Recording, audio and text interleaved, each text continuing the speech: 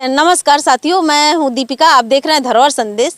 और मैं ये इस वक्त जो खड़ी हूं एसपी कार्यालय के एकदम सामने खड़ी हूं और एक बात बताना चाहूँगी और आप लोगों को, क्योंकि अभी लगातार जिस प्रकार से अवैध तरीके से रेत खनन चल रहा था और रेत माफिया द्वारा जिस प्रकार से किया गया और बताया जाता था कि और हादसा हुआ भी कि रेत माफिया द्वारा पत्रकारों के साथ मारपीट, इस प्रकार से जो किया गया और ये निंदनीय है। किसी भी पत्रकार के साथ में इस प्रकार से नहीं होना चाहिए, लेकिन ये इस टाइप का ऐसा हो गया कि ये पूरे प्रांतीय लेवल तक में यानी कि प्रदेश तक पहुंचा है इस खबर को लेकर। लेकिन इस खबर की सच्चाई भी मैं बताऊंगी और दिखाना भी चाहूंगी, क्योंकि मैं एक पक्ष का समाचार चलाई हूं, क्योंकि एक पत्रकारों के साथ जो मारपीट हुआ वो गलत हुआ है। ऐसा नहीं होना चाहिए, किसी भी खदान में इस प्रकार से नहीं होना चाहिए। और पत्रकारों के साथ जिस प्रकार से आए दिन लगातार चलता रहा है और चलता जा रहा है इस प्रकार से जो है, तो मैं यहाँ पर,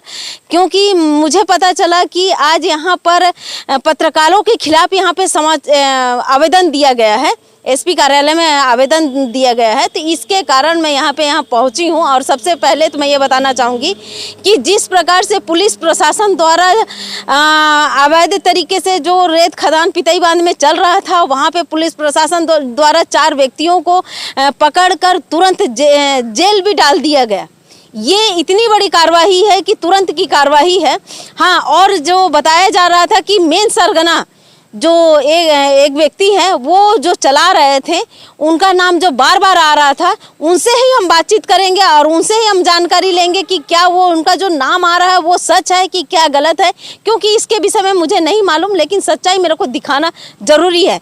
मीडिया लोकतंत्र का चौथा स्तंभ कहा जाता है और एक पक्ष नहीं, दोनों पक्ष को दिखाना चाहिए और दोनों पक्ष की जानकारी देना चाहिए, क्योंकि कब हादसा, ये तो सही बात है कि कभी कभार ऐसा हादसे हुए हैं मीडिया कर्मियों के साथ में जो लगातार हुए हैं। और ये क्या मालूम, गरियाबंद जिला के अंतर्गत में अब रेत माफियाओं को इतना बुलंद हौसले हैं कि लगातार इतने समाचार चलने के बावजूद भी आए दिन चलते रह रहे हैं। लेकिन एक बात मैं बताना चाहूँगी कि पहले जब फागु नागेश यहाँ पे मौजूद थे, तो इस प्रकार से कभी भी आज तक कार्रवाई नहीं हुई है ना। चल रहा, आ रहा हूँ, कभी बीमार हूँ, कभी सिर दर्द है, कभी पेट दर्द है, कभी ऐसा है, कभी मीडिया कर्मियों के फ़ोन करने पे नहीं पहुँचे हैं। लेकिन नए नियुक्ति यहाँ पे पहुँचे हैं रोहित साहू, और वो लगातार अभी जहाँ पर भी जिस प्रकार से कार्य चल रहे हैं वो उस पर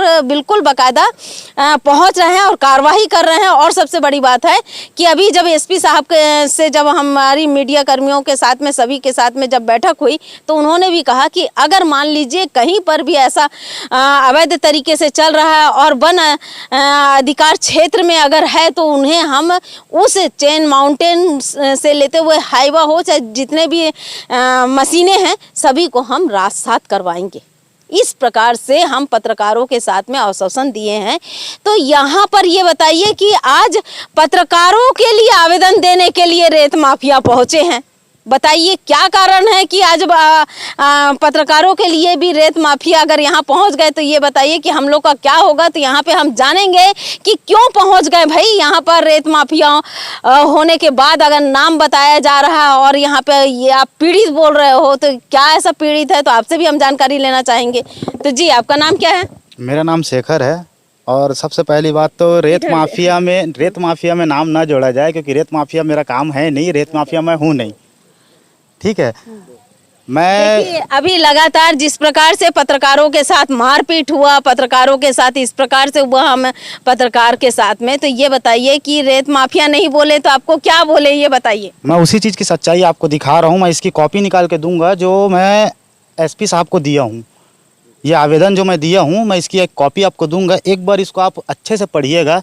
मैं यहाँ पास आया था, इसमें साफ लिखा हुआ है मेरे को दिनांक 2 तारीख से 5 वर्षों के लिए 5 वर्षों के लिए सिक्योरिटी भंडारण का मेरे को लाइसेंस मिला हुआ है, जिस पे मेरा काम चल रहा था।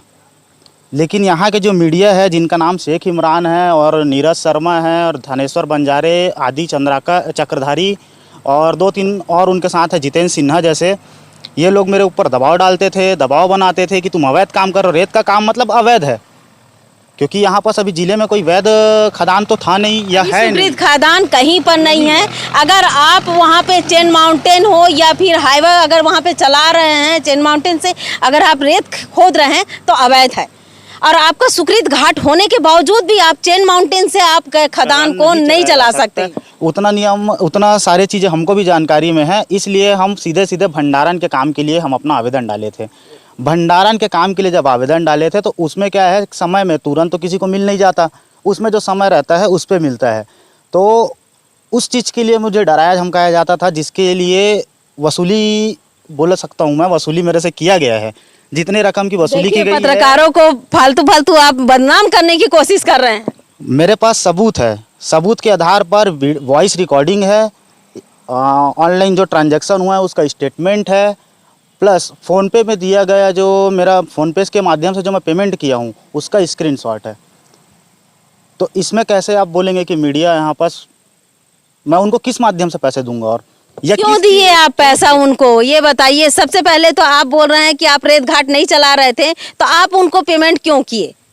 मैं जिस काम के लिए आया था, मेरा सिक्योरिटी जो मेरे को भंडारण का मिला है, जो भंडारण का मेरा सिक्योरिटी था, उसको आने में टाइम लग रहा था। इनको कहीं से मालूम चला होगा कि मेरा रेत का व्यापार चालू होने वाला है, तो जैसे सबके घर पहुंचते हैं लोग, रेत खदान जो चलाते हैं, अवैध जो भी चलाते होंगे, उनके पास जैसा ये जाते हैं वैसा ही समझ के मेरे पास भी आए। लेकिन मेरे कामों को नहीं समझ पाए थे कि मेरा जो सिक्योरिटी का जो है, मेरा मेन काम तो वो है।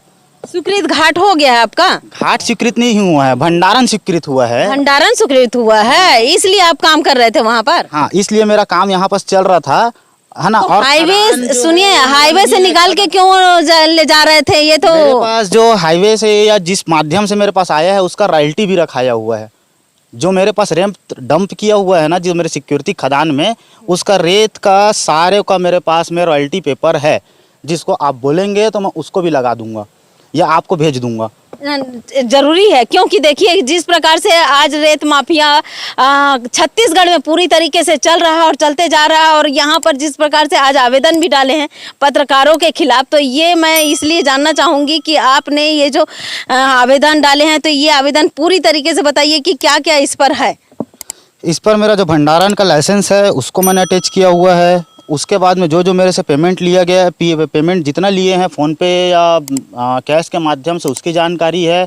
और प्लस उनके द्वारा जो डिमांड किया गया था या जो बात बोल के मुझसे पैसा लिया गया था, वो या तो यहाँ तक भी इस रिकॉर्डिंग में है मेरे पास में, जिसमें वो साफ साफ ये बोल रहे हैं कि आप खदान भी चलाते हैं, अगर खदान भी आप चलाते हैं अवैध रूप से, तो उसमें हम पत्रकार आपको सपोर्ट करेंगे और हमारे रहने से हम अधिकारी तक कोई मैनेज कर लेंगे। अगर हमारा मैनेजमेंट सही रहा तो हम अधिकारियों को भी मैनेज कर लेंगे। इस प्रकार की बातें हैं जो इस वॉइस में मेरे पास में है। और ये बताइए, वो वॉइस रिकॉर्डिंग भी मैं आपको सेंड कर दूंगा, आपके मीडिया तक पहुंचा दूंगा, जिस पे ये बात को रखा गया है जी। और ये बताइए कि आप लोगों ने मारपीट क्यों की है पत्रकारों के साथ में, ये क्या अच्छी बात है? पत्रकारों के साथ में किसी प्रकार का मारपीट नहीं हुआ है। उस वीडियो क्लिप में अच्छे से देखिएगा आप, तो आपको शायद जानकारी होगी। जो शेख इमरान नाम का जो आदमी है, जो मीडिया कर्मी है, वो दौड़ते हुए भागते हुए जा रहे हैं, और वहीं उसके पीछे दो आदमी जो आ रहे हैं वो पैदल चलते हुए आ रहे हैं।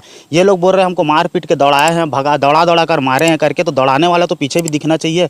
पीछे जो उनके जो साथी आ रहे हैं, उनके पीछे में जो लड़के खड़े दिख रहे हैं तो खड़े हुए हैं। वीडियो को ज़रा अच्छे से देखिएगा। उसके बाद में आज मेरी जो छवि बना दी है ये लोग, मैं अपना जो मेरा काम चलता है ठेकेदारी का, वो काम में भी आज मेरे को लोग गलत नज़रिए से देख रहे हैं। और सबसे बड़ी बात बोलूँगा दीदी, मैं एक आपके सामने रखना चाहूँगा, मीडिया के सामने आपके, अगर किसी भी प्रकार का या कहीं पर भी मेरा आपराधिक मामला हो तो मुझ पर ज़रूर कार्रवाई करें।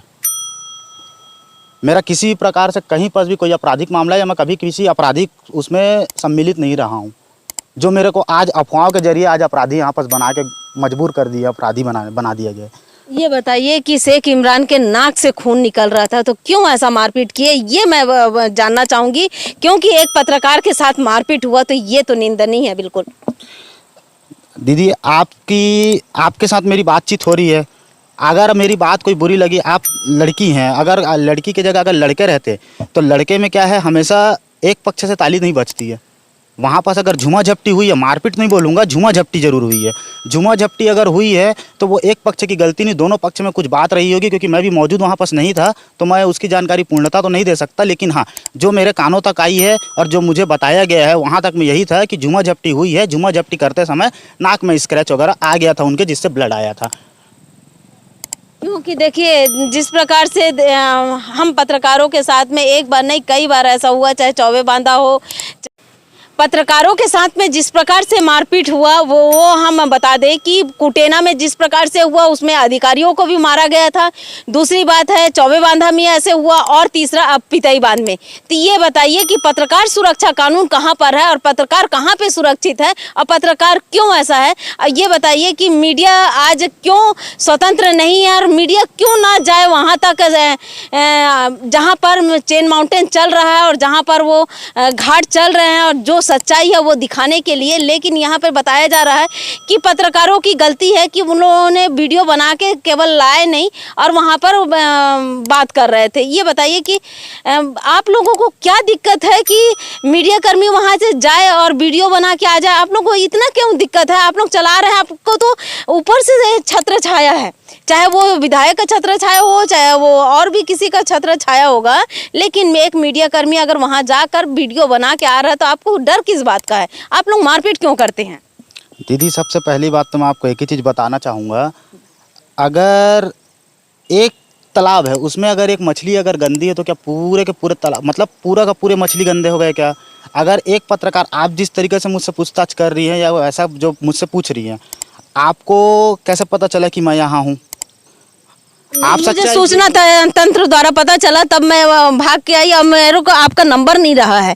लेकिन ये है कि दूसरे से फिर नंबर ये पता करी कि भाई इनका नंबर क्या है, तब फिर कहीं ले देकर नंबर हुआ, तब आप तो निकल भी गए थे, तब फिर भी आए हो। मैं बोली कि चलो यहाँ आके मेरे को बताइए कि क्या हुआ था।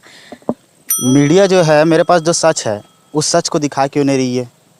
मेरे पास सबूत है। क्या मीडिया कर्मी जो मेरे साथ वसूली किए हैं वो कहाँ तक वैध है? आप बताइए मुझे, कहाँ तक वैध है? अगर मेरा स्वीकृति का खदान है, स्वीकृत खदान है, सॉरी खदान बोल रहा हूँ, स्वीकृत भंडारण है, मेरा भंडारण है, उस भंडारण में मुझे क्या विधायक की ज़रूरत है या किसी भी प्रकार से मेरे को किसी की ज़रूरत है क्या? दीदी मैं अपना पेपर लगाया, मेरा सारा डॉक्यूमेंट ओके था, डॉक्यूमेंट के आधार पे ही मुझे सिक्योरिटी मिली है ना। हाँ, लेकिन मैं भी खनिज अधिकारी से बोलना चाहूँगी और डीएम साहब से बोलना चाहूँगी, अगर रेत घाट ही अगर स्वीकृत नहीं है और यहाँ पे भंडारण स्वीकृत दे रहे हैं तो आप ये बताइए कि आप लाएंगे कहाँ से रेत? ये बताइए वहाँ पे भंडारण करने के लिए। जहाँ भंडारण चल रहा है दीदी, 2 रुपये कमाने के लिए हर कोई आया हुआ, 2 रुपये महंगा आज के डेट में पड़ रहा है तो कल थोड़ा सा रेट बढ़ के मिलेगा। 2 पैसे का लालच हर किसी को होता है।